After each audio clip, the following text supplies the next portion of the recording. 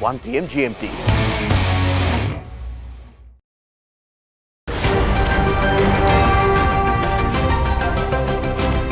Ready to dive into your daily dose of news?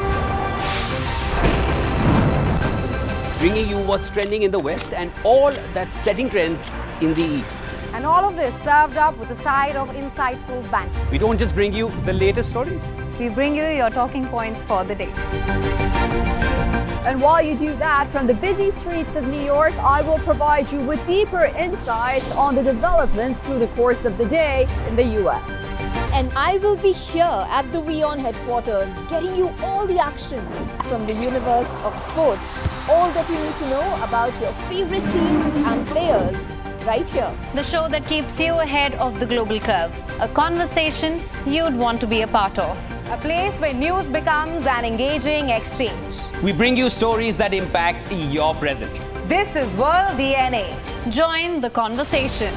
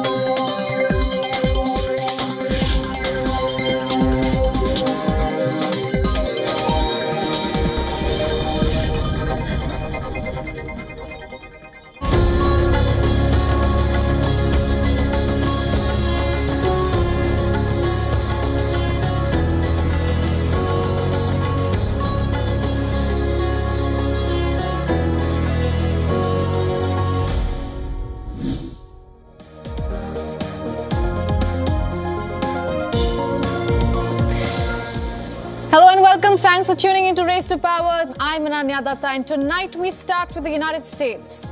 And we are looking at the shifting stance on abortion, not between the two political parties, but within the Trump house. Also, the European Union is facing troubles in its own backyard. They say Hungary is being a rebel without a cause. We tell you what happened.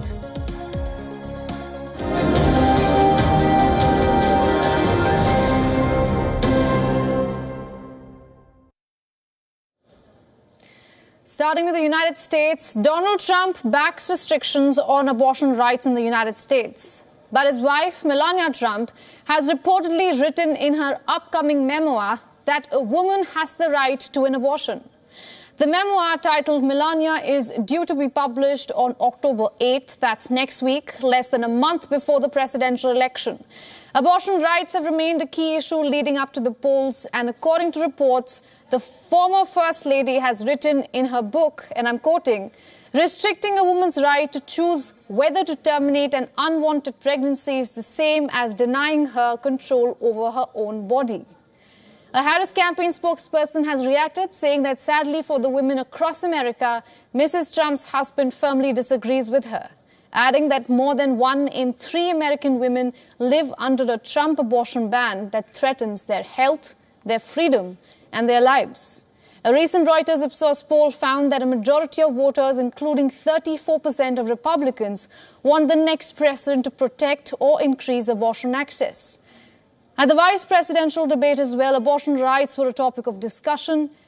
Democrat Tim Walz knew it was an issue of strength for Democrats, and he seemed more pointed, while his rival Republican J.D. Vance was left to justify the shifting stance of his own and also of Donald Trump. I never supported a national ban. I did when I was running for Senate in 2022, talk about setting some minimum national standard. This issue is what's on everyone's mind. Donald Trump put this all into motion. He brags about how great it was that he put the judges in and overturned Roe versus Wade. 52 years of personal autonomy. Now, campaigning and funding go hand in hand. In this U.S. election, the Democrats are in more comfortable position than the Republicans. With about a month left, Senate Republicans are making a last-minute change in the advertising strategy. According to sources who spoke to Politico, the NRSC, that's short for National Republican Senatorial Committee, is cancelling all its remaining independent expenditure buys, which are ads made directly for the Donald Trump campaign.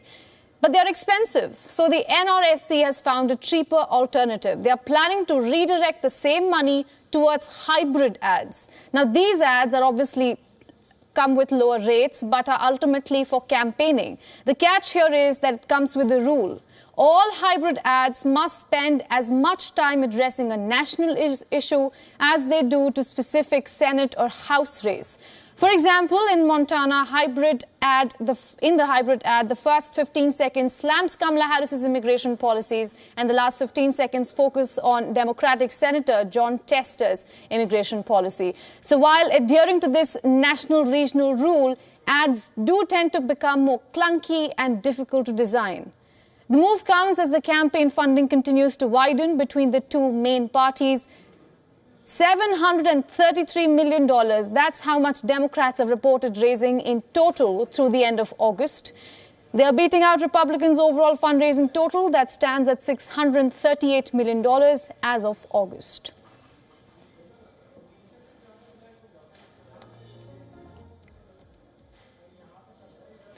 And to take these conversations further, we are being joined by Adele Nazarian, a senior media fellow, Gold Institute for International Strategy from Washington, D.C., also a political commentator.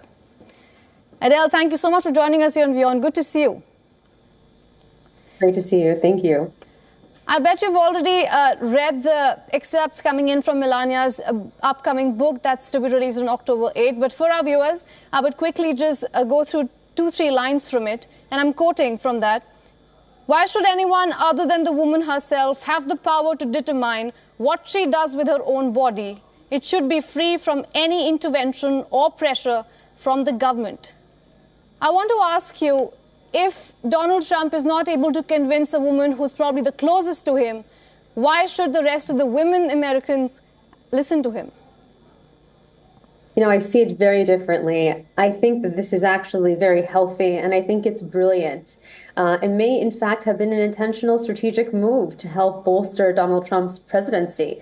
See, the way I see it is President Trump's presidency the first time around has been a hybrid presidency in terms of his political ideologies. He's truly taken the best from the Democratic platform, which does not, I would say it's changed a little bit, but the best of the Democratic platform, the best of the Republican platform, and the best of the independents. And what he's done is taken that all and created his own strategy as to how he wants to fix America. And I think particularly with, Donald Trump coming and taking credit for overturning Roe v. Wade, of course, it's a stark departure from his wife, First Lady Melania Trump, who has actually firmly in her upcoming memoirs supported a woman's right to abortion access. And I think what that's doing is it's absolutely widening up the pool for more voters to see that, hey, I may not completely agree with Donald Trump's stance on something, but his wife, who's an influence on him, I can align with that. And so they're reeling in more women. Adele, I have to say, it's very interesting you say that. It's very interesting that you say that this actually might be a very conscious strategy putting out by the Trump campaign. But don't you think that also feeds into the idea that Democrats keep calling it fickle, given that J.D. Vance and Donald Trump keep shifting their stance when it comes to abortion? Just to give you an example, back in 2022, J.D. Vance said, and I'm quoting him, "I certainly would like abortion to be illegal nationally." Then just on Tuesday night, during the vice presidential debate, we heard from him that he said that he never supported a national ban on abortion. So don't you think that also feeds into that idea? I think that there's a constant evolution of every person. And I think similarly, politics is evolving, culture is evolving. Something someone said 15, 20 years ago, they're not necessarily going to believe in it the same way they do today, the same exact way they do today. And I think that that needs to be taken into consideration. I mean, we see President Biden, things he said 30 years ago, completely out of left field, stuff that he'd be considered a true racist. And of course, today, I don't believe he'd be saying those same exact things that have been captured on C-SPAN that absolutely probably would have prevented him from getting elected if he were to say those same things today. So I think people have to turn an eye towards the present and the future and to realize that considering the circumstances, culturally, in terms of, lifestyle, whatever it is, people have evolved. And similarly, I think J.D. Vance's stance has evolved. And what they're trying to do is really cater to the American public and to understand and realize that we're not living in the 50s anymore. Right. Children are, unfortunately, getting more educated about these things at a younger age. And it's important to get them informed and to hopefully get them the right kind of education when it comes to that kind of activity. Right. Adele, I want your perspective on another story that we have been very closely tracking. Again, I have some numbers here. In August data, it shows that two-thirds of Kamala Harris's donation came from first-time donors. So while Democrats are able to connect with the new voters, we're also just hearing that Donald Trump's campaign is shifting to hybrid ads. How do you assess and how do you see this gap when it comes to campaign funding? My gosh, there is a tremendous gap when it comes to campaign politics, war chests. $100 million, I think, or so between the Democrats and Republicans, Absolutely. Democrats leading that. Right. I think that what Kamala has been able to do is, the fact that she entered the race later on, of course, with President Biden announcing he won't seek re-election, endorsing her, that opened up the pool to a lot of, I think, women to also especially get behind her, small grassroots, suburban moms who are middle class. And of course, I think that one of the things the Republican campaign, maybe the NRC hasn't done as well, is they have a tendency of bombarding, the end user with a lot of ads back to back, which may have deterred them. But that said, I think that that may be a main significant factor. Also, ActBlue has done a better job at raising funds than WinRed. But that being said, the hybrid approach is very, very clever. It cuts down ad costs. It allows them to really focus on what attaching Kamala's presidency, frankly, her policies with those Democratic Senate and congressional candidates to be damaging. And I think that it's working. So I think that it's a smart strategy. It saves money. I frankly think that they should have done it sooner to save some more cash. All right, Adele, I think you'll agree with me when I say this. The conclusion of our conversation has been that women voters are going to be very key when it comes to this year's election. Definitely. Definitely. All right. I look forward to speaking to you more, Adele. Thank you so much for joining us and giving us your insights as always. I'm here. Looking forward to it. Thank you. All right, as we are approaching the US presidential election day, a major development has unfolded in the realm of political gambling. A federal appeals court has cleared the way for a financial exchange startup, Kalshi, to revive regulated election betting markets, marking a significant shift in how Americans can engage with political contests. The three-judge panel lifted a temporary freeze on Kalshi's election betting market, meaning that just weeks before the elections, Americans can now legally bet on political outcomes for the very first time. There are plans to offer bets on critical questions such as which party, Republican or Democrat, will control Congress after the elections. They're also eyeing broader contests, including the upcoming presidential elections. Now, the CEO of Kalshi, Tariq Mansour, expressed optimism for the betting approvals. The Commodity Futures Trading Commission, or CFTC as it's called, has been at odds with Kalshi, arguing that these markets could undermine the integrity of elections. The CTFC has warned that the election betting derivatives might follow wealthy traders to manipulate outcomes. And this is important here. That could then lead to what they call improper interference in their ruling. Judges acknowledged these concerns but stated that CFTC failed to prove that allowing these markets would cause irreparable harm. Judge Patricia has noted that the Commission has been given this court to concrete basis to conclude that event contracts would likely be a vehicle for such harms.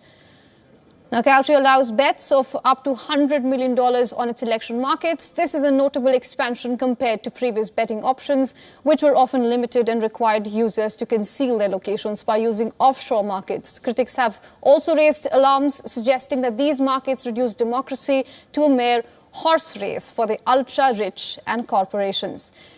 Former CFTC official Dorothy Dwight noted that while the court's ruling is a significant hurdle for regulators, the CFTS, has also not yet given up. Renewing efforts to challenge Kaushi could take a year, during which Kaushi is set to take and fully launch its election betting operations.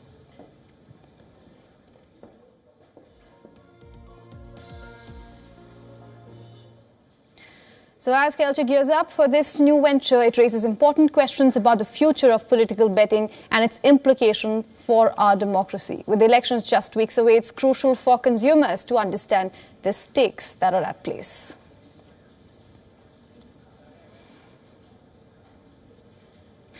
We're now shifting focus to the United Kingdom. Prime Minister Keir Starmer has repaid more than £6,000, which is about $8,000 worth of gifts and hospitality he received since taking office, as scrutiny over political donations and also freebies intensifies.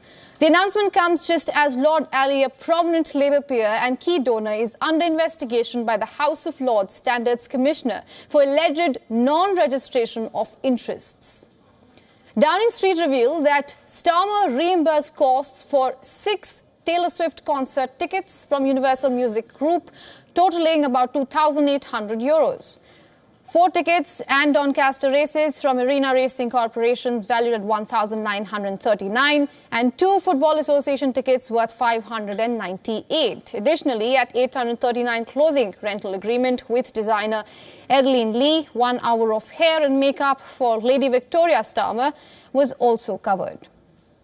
This move comes after weeks of criticism directed at Starmer and other Labour cabinet members for accepting expensive gifts from wealthy donors. In response, Starmer has commissioned a new set of principles on gifts and hospitality to be published as part of the updated ministerial code, as per a Downing Street spokesperson.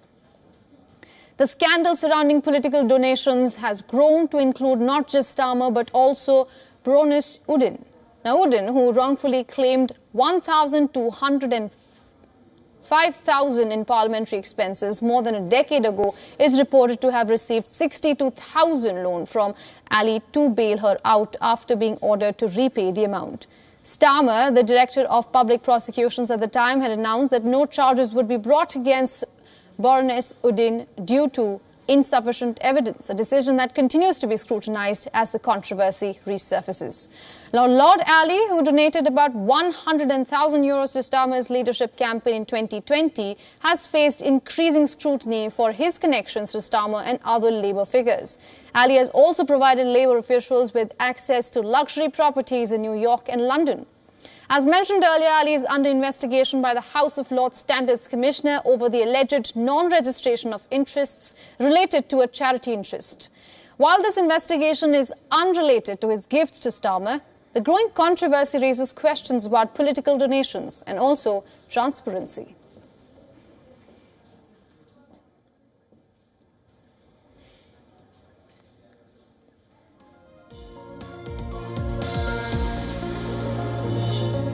Now, Hungary is embroiled in a legal battle with the European Union. The bloc has taken its member nation to court over the country's law on foreign influence.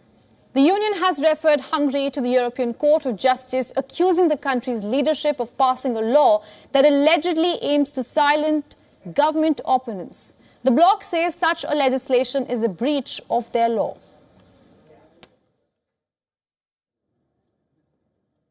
That today the Commission has decided to refer Hungary to the Court of Justice because it considers its national law on the defence of sovereignty to be in breach of EU law.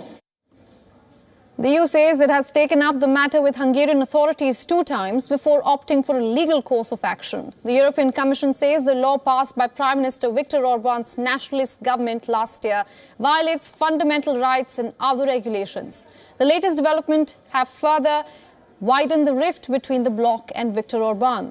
But what is the foreign influence law? Let's tell you that first. The legislation passed in 2023, that's last year, essentially criminalizes any influx of foreign funding for election campaigns. It also calls for a new sovereignty protection office to be established. And as per the proposed provisions of the law, the body will be granted broad investigative powers.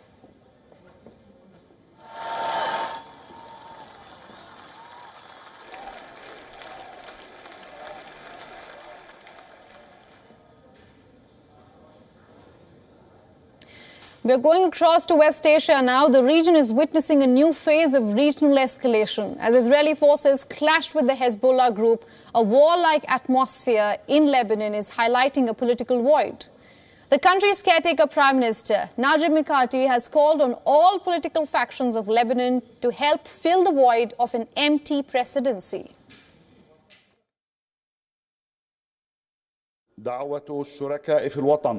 Calling on the partners in the homeland to take the path of reconciliation and mutual understanding under the umbrella of one homeland, the constitution and comprehensive institutions, and to assume our joint national responsibilities by electing a consensual president for the republic who reassures everyone and dispels their various concerns so that we can reformulate our national priorities in our constitutional institutions that guarantee the participation of everyone's rights, especially in stopping the Israeli aggression and taking the path of economic and social reform and rescue.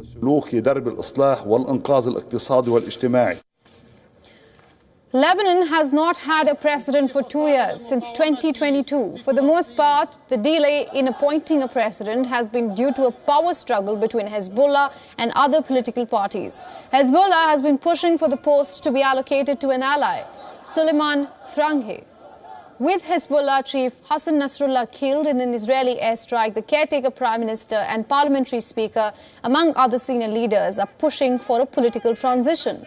As per protocol, the presidency is decided by a voting process among parliamentarians. Lebanon's 128-seat parliament has fractured representation, with no one party in majority.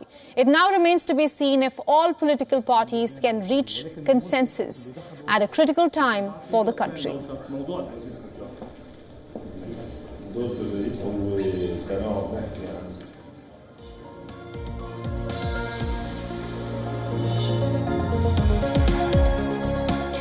Now, Tunisia will hold presidential elections in just 3 days, but the streets of the country's capital show no signs of political activity or buzz. Most people are carrying out their mundane routine despite voting just days away. This election season, there have been no campaign rallies or public debates in Tunisia. Nearly all the campaign posters in the country are of the incumbent president. Many feel the election is not being contested on even grounds. So how do the Tunisians feel about it?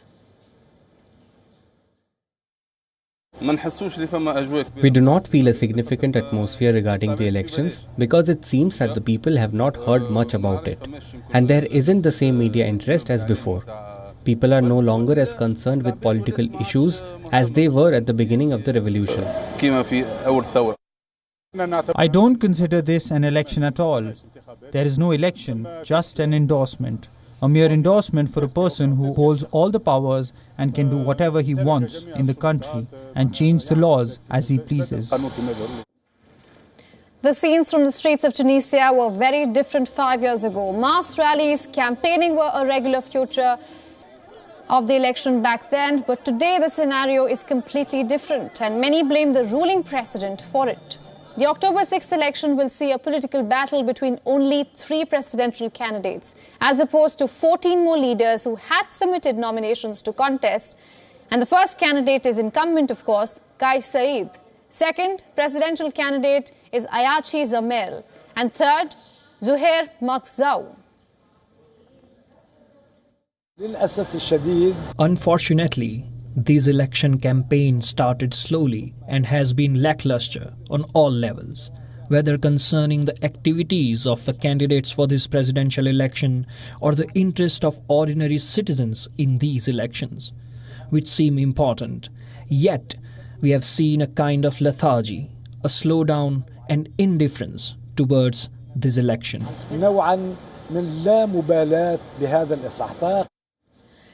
Just days ahead of the polls, a Tunisian court sentenced Said's political rival, Ayachi Zamel, to 12 years behind bars. Critics of Said say that he has cracked down on his competition using the judiciary to secure his re-election bid. Zamel, who is the head of the opposition Azimoun party, has already been jailed since last month on charges of falsifying voter signatures on his candidacy paperwork. However, he is still being allowed to contest elections. The opposition and several civil society groups opposed to the ruling president, they have called for a mass protest on Friday. just 2 days before voting. The demonstrations will be carried out against what critics accuse an authoritarian rule.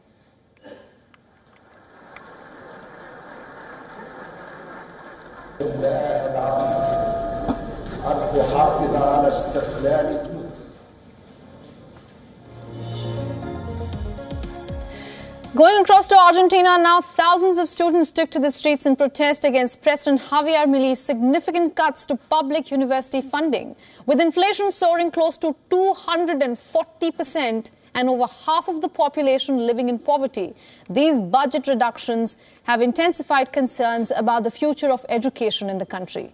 The University of Buenos Aires, ranked among the top 100 universities globally, has already seen a 40% decrease in the purchasing power of its faculty and staff since December.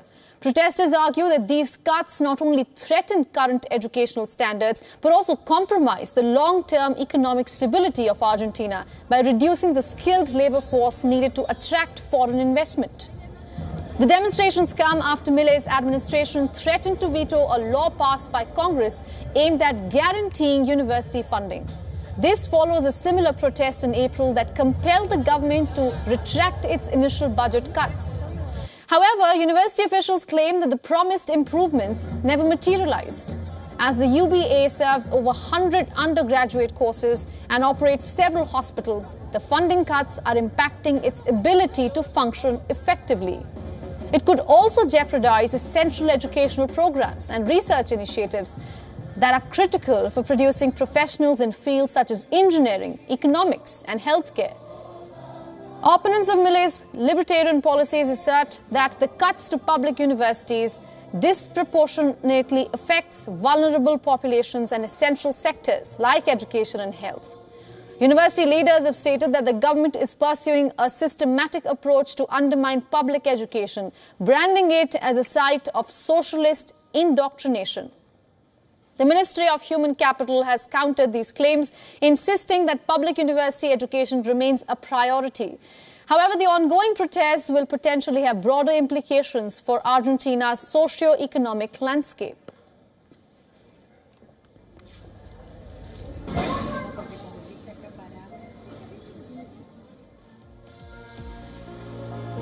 And with that, we're wrapping up this edition of Race to Power. Thanks for watching with me, Ananya Datta. Goodbye.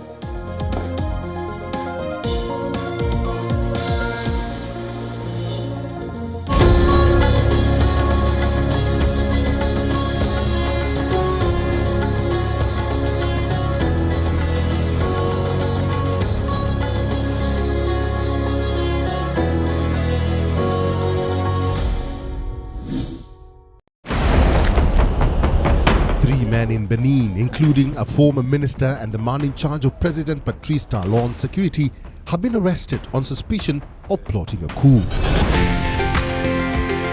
A group of disabled Kenyan women makes a living by sewing reusable sanitary pads. The money they earn by selling this environmentally friendly product means they don't have to go to the streets of Mombasa to beg.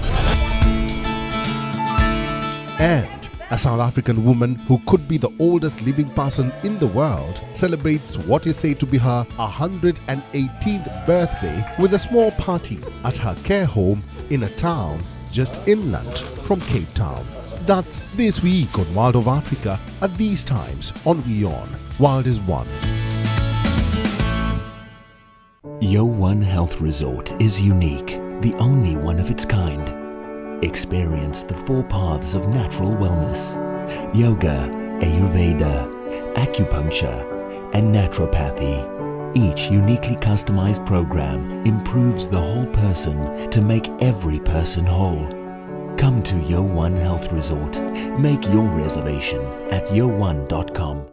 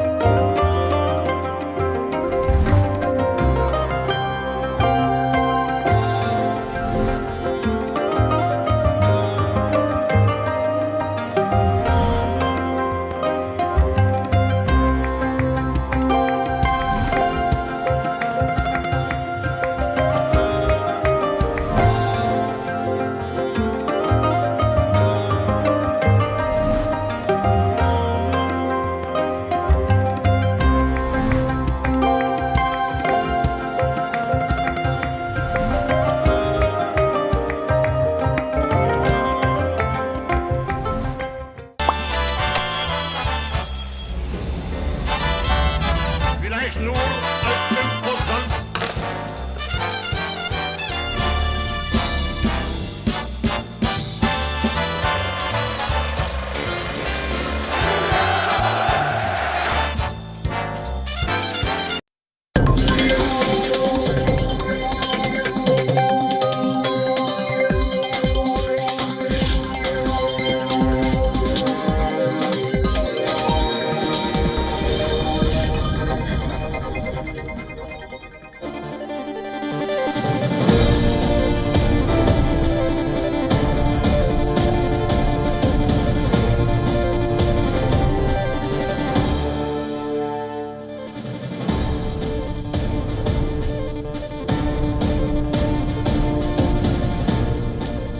and welcome. You're watching Fine Print. My name is